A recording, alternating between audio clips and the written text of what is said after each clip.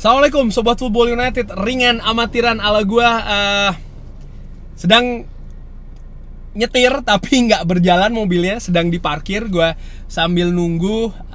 Gue ingin bikin konten ngobrol ringan terkait dengan wawancara Erik ten Hag ya, terkait dengan pertandingan pertama Manchester United menghadapi Wolverhampton yang akan berlangsung hari Selasa dini hari, kick off-nya waktu Indonesia. Gue ambil sumbernya dari Manchester Evening News. Ada beberapa informasi, seperti biasa akan gue artikan, gue rangkum dan akan gue beri opini. Pertama tentang Rasmus Højlund, situasinya seperti apa? Erik ten Hag mengatakan seperti yang kita katakan sebelumnya, dia memiliki masalah kecil dan dia juga belum berada di level seperti pemain lain saat ini. Jadi kita harus melatih dia. Ini selalu sulit untuk dikatakan kapan akan siap ya. Tapi kita sangat percaya diri dan juga sangat positif. Ya, Rasmus Højlund dikabarkan ada gangguan di punggung. Menurut gua lebih baik memang dituntaskan dulu, diselesaikan dulu, baru kemudian diberi kesempatan. Walaupun ada konsekuensi. Erik ten Hag, Manchester United harus mencari solusi ya kan di lini depan yang sudah dilatih menurut gua di pre-season. Jadon Sancho ditaruh di depan ataupun juga Marcus Rashford.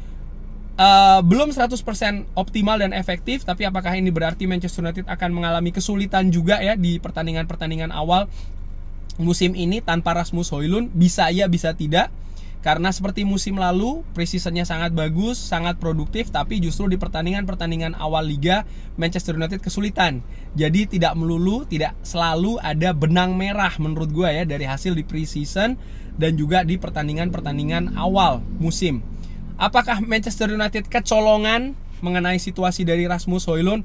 Gua tidak berpikir demikian ya, karena pastinya sebelum mendatangkan Rasmus Højlund kita ketahui juga ada medical check up dan investasi yang dilakukan ini kan juga sangat besar. Jadi ya pastinya juga dengan teliti. Manchester United, tim medis Manchester United menurut gua sudah pastinya tahu tentang data dari Rasmus Højlund yang ada masalah yang Erik ten Hag sebutkan masalah kecil ya. Dan dengan pertimbangan yang sangat matang, Erik ten Hag maupun tim Manchester United Club memutuskan tetap melanjutkan negosiasi dengan ya harapan dan juga analisa ya. Memang sudah dalam perhitungan nih, Rasmus Højlund masih akan absen di pertandingan-pertandingan awal. Itu yang gue lihat secara ringan amatiran. Erik ten Hag memiliki pendapat tentang pertandingan pertama di musim ini. Erik ten Hag mengatakan pertama-tama Anda tidak pernah bisa membandingkan musim-musim satu dan yang lainnya, tapi kita lebih bagus daripada musim ini persiapannya. Tapi Anda tetap tidak bisa membandingkan pertandingan-pertandingan di pre-seasonnya antara musim lalu dan juga musim ini.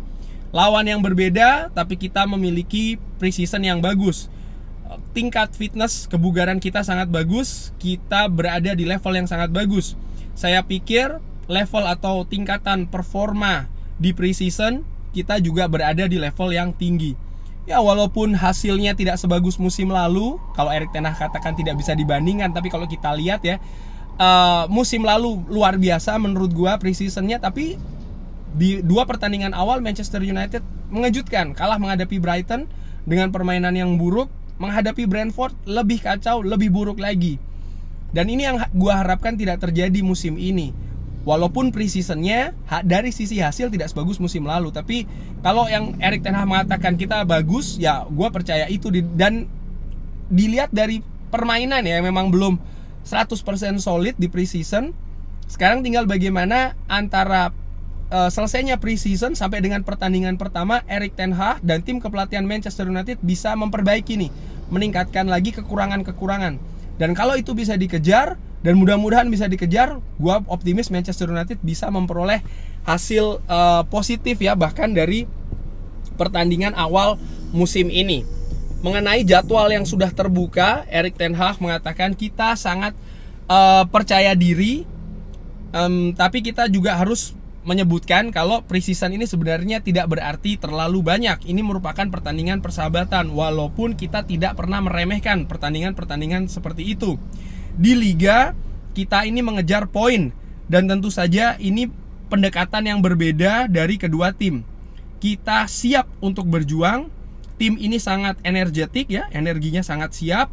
Kita bekerja sangat bagus di pre-season dan kita akan melanjutkannya. Tentang Wolves, Erik ten Hag mengatakan ada ketidakpastian, kita tidak tahu apa yang terjadi dengan mereka, tapi kita juga harus melihat ya di diri kita sendiri dan mempersiapkan pertandingannya. Itu tidak berubah dan juga tidak membuat akan lebih mudah. Kita menganalisa mereka, tapi ini juga tentang bagaimana kita bermain nantinya menghadapi lawan kita. Jadi ini juga tergantung dari sisi kita. Ya, ada perubahan pelatih kan ya, Julian Lopetegui lalu yang sudah tidak di Wolves, yang musim lalu menurut gue cukup sukses membawa Wolves ini tetap berada di Premier League. Banyak pemain juga berubah di Wolves. Masa persiapan mereka menurut gue dengan tim kepelatihan yang baru ini kan cukup singkat. Ada efek, gue yakin iya. Ini merupakan peluang besar bagi Manchester United. Tapi Erik ten Hag tetap berpikiran atau mempersiapkan dari tim. Jangan terlalu banyak melihat apa yang terjadi dari Wolves. Ini merupakan cara dari Erik ten Hag ya, sehingga pemain itu tetap waspada. Mengenai kabar cedera, Erik ten Hag mengatakan beberapa masalah yang Anda sebutkan dari musim lalu seperti Malaysia, dia datang ke pre-season dengan masalah. Kita memiliki 30 pemain di tour ya, pre-season yang sangat fit.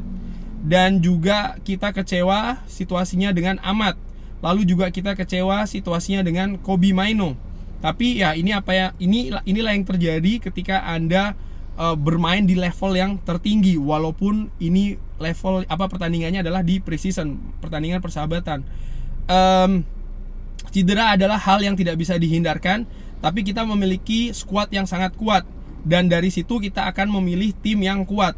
Dan Anda lihat ya di dua pertandingan terakhir di pekan yang lalu, di preseason terakhir, kita memiliki 2 tim yang kuat. Apakah Maguire akan tersedia? Tentu saja. Anda bisa lebih spesifik, Malaysia harus memiliki waktu lagi untuk pemulihan. Ini sama dengan Ahmad dan juga Kobbie Mainoo.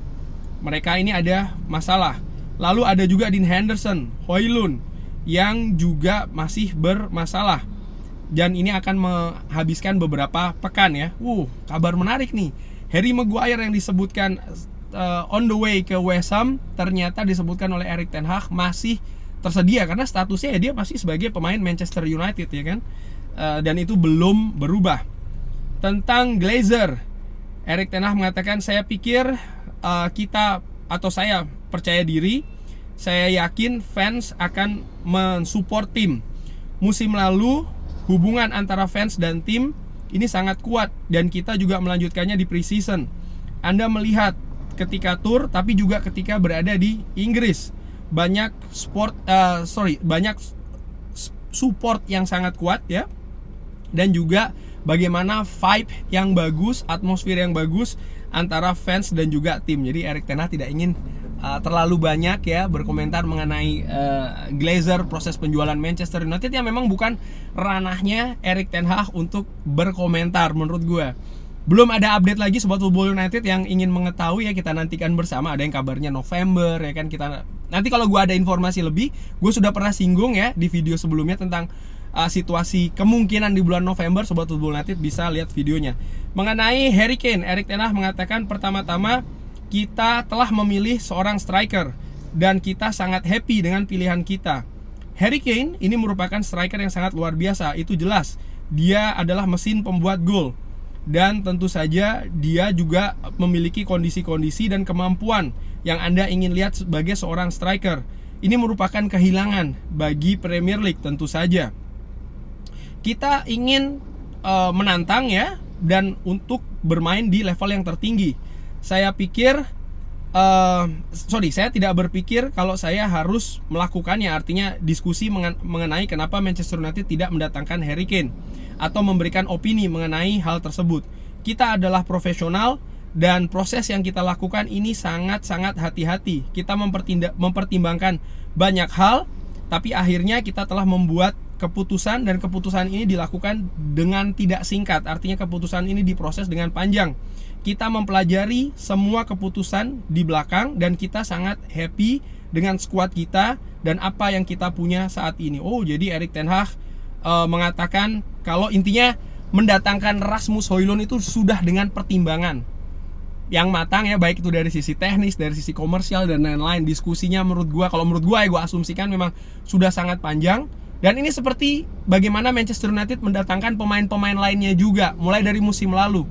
Sehingga ya Sobat Football United tahu ya, gua sebenarnya lebih ingin Harry Kane, tapi karena ini merupakan keputusan dari Erik ten Hag dan gua support Erik ten Hag 130%. Jadi gue percaya Erik ten Hag tahu apa yang dia lakukan, dan tentu saja Rasmus Højlund mendapatkan juga 100% dukungan dari gue. Kurang lebih demikian ya.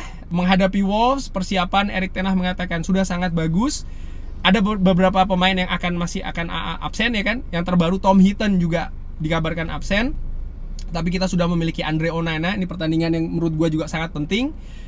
Bagaimana menurut Sobat Football United? Kira-kira persiapan tim? Bisa drop di kolom komen. Oh ya, bagi Sobat Football United yang suka bermain Fantasy Premier League, gabung ya Liga Football United. Insya Allah nanti akan ada hadiahnya di akhir musim. Apa hadiahnya? Ikuti terus channel Football United, ringan amatiran ala gua. Terima kasih sudah menyaksikan. Jangan lupa like, subscribe. Wassalamualaikum warahmatullahi wabarakatuh.